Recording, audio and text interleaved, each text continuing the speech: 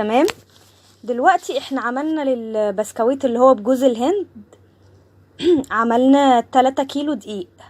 فانا هقول لكم دلوقتي مقدار الكيلو دقيق عشان لو هتعملوا كيلو دقيق، بس احنا ضعفنا الكمية فعملنا 3 كيلو دقيق. فحاليا هقول لكم مقدار الكيلو بس.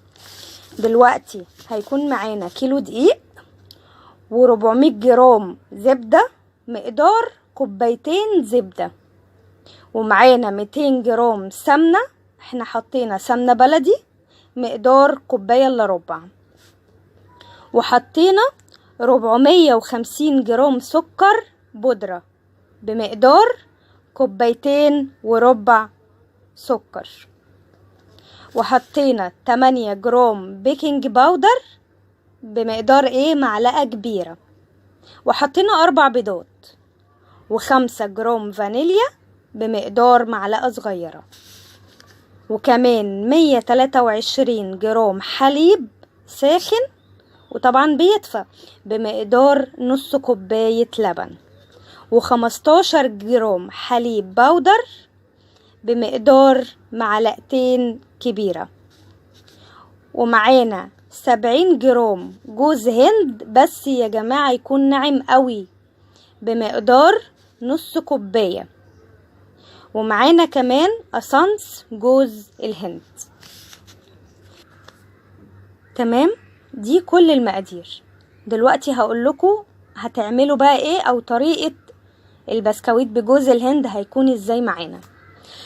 اولا احنا بنحط الزبدة والسمنة في التلاجة، احنا عايزينهم ساقعين، تخرجيهم كده تحطيهم في المضرب او في العجان او تعمليهم على ايدك، عايزاهم تبقى ساقعة.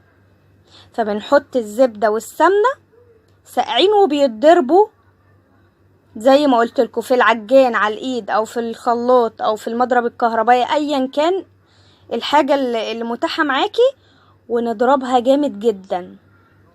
بعد ما نضرب الزبدة والسمنة بنحط السكر البودر وبنضربه برضو كويس جدا لحد لما المكون معاكي يكون كريمي، وبعدين بننزل بالبيض او بنحط البيض يا جماعة، ننزل ببيضة بيضة، ما نحطوش كده كله مرة واحدة. وبعدين بنضيف الفانيليا وبنحط نص كوباية لبن عليها نص كوباية جوز الهند الناعم، ونخلطهم كلهم كويس قوي في العجان او على ايدك لحد لما يبقى الخليط معاكي كده كريمي خالص. وبعدين ننزل بالمكونات دي كلها، نحط الدقيق، هنحط مع الدقيق نكون مقلبين الاول فيه اللبن البودرة، ونحط ذرة ملح والاسانس اللي هو بتاع جوز الهند، وننزل يا جماعة بالدقيق واحدة واحدة، ما ننزلش كده بالدقيق كله مرة واحدة عشان نعرف نتحكم في العجينة ونشكلها زي ما احنا عايزين، سواء في القمع او في المكنة. هننزل بالدقيق واحدة واحدة لحد لما تكون العجينة معاكي لينة. دي لو هتعمليها بالقمع، يعني عايزاكي تبقى طرية كده، تبقى طرية في ايدك. لو هتعمليها بالقمع بتنقصي ربع كيلو دقيق عشان تكون زي ما قلتلكوا طرية ولينة.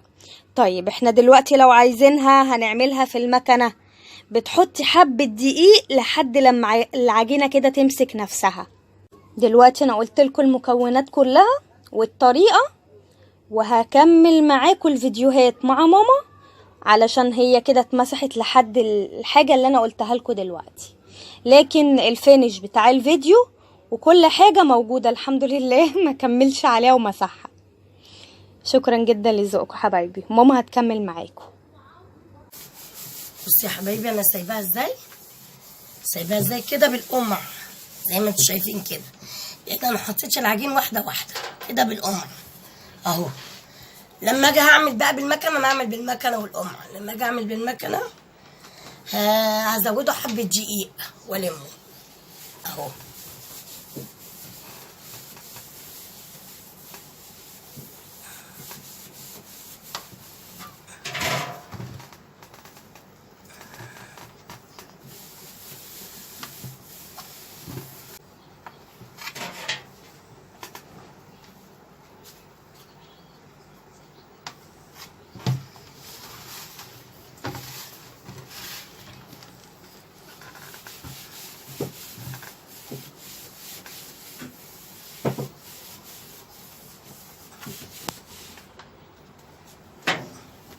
ده شكله بالقمع. هنخلص شوف بقى. الصاج بقى ان شاء الله. شايفين ماشي معايا ازاي؟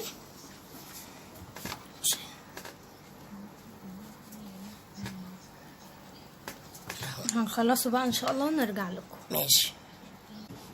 زي ما انتم شايفين كده، دي العجينه اللي لسه ايه بالقمع. على فكره سوينا صاج والعيال هيتجننوا عليه. اهو. هاتي واحده.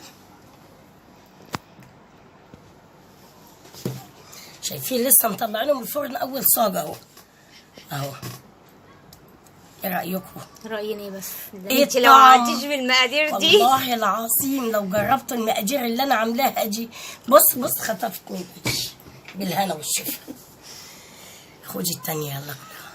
العيال هيتجننوا عليه والله. ايه رايكم يا حبايبي؟ خلصت البسكويت اهو وعملته. مش قادره اقول لكم على جماله. كلنا بعد الفطار طعمه ايه. بس النقشه دي عامله ازاي؟ بصوا خفيفه ازاي قوي. بصوا. ايه رايكم في الجمال ده؟ شايفين عامله ازاي؟ وده بالشوكولاته. عملته بالكاكاو. بصوا بردك القرمشه بتاعته. شايفين عامله ازاي؟ تحفه. اهو شوفوا النقشه عامله ازاي. واضحه خالص بس مش مستحمله. اهو بصي. سامعين الصوت؟ ودي عملتها كده اهو مدوره كريز. بكريز زي ما انتوا شايفين. اعملوا المقادير اللي انا عملتها بالظبط ومشوا عليها. مش قادره اقول لكم الريحه كانت قلبة الدنيا واحنا بنخبزها ازاي. وده كمان عملته بالقمع اهو. النقشه واضحه. بس من تحت وفوق عامل ازاي اهو. يا رب كل اللي بقدمه لكم يعجبكم. كل سنة وانتم بخير بألف خير. كل سنة وانتم طيبين وبعد الأيام عليكم بخير. ويجعل السنة دي يا رب سنة كلها خير عليكم. ويبعد عنكم المرض وفيكم شر المرض ويجعلكم دايما بخير. اللي اقدر اقوله لكم كل سنة وانتم طيبين. السلام عليكم ورحمة الله وبركاته. ويا رب اللي بقدمه لكم ينول اعجابكم ويكون عند حسن ظنكم.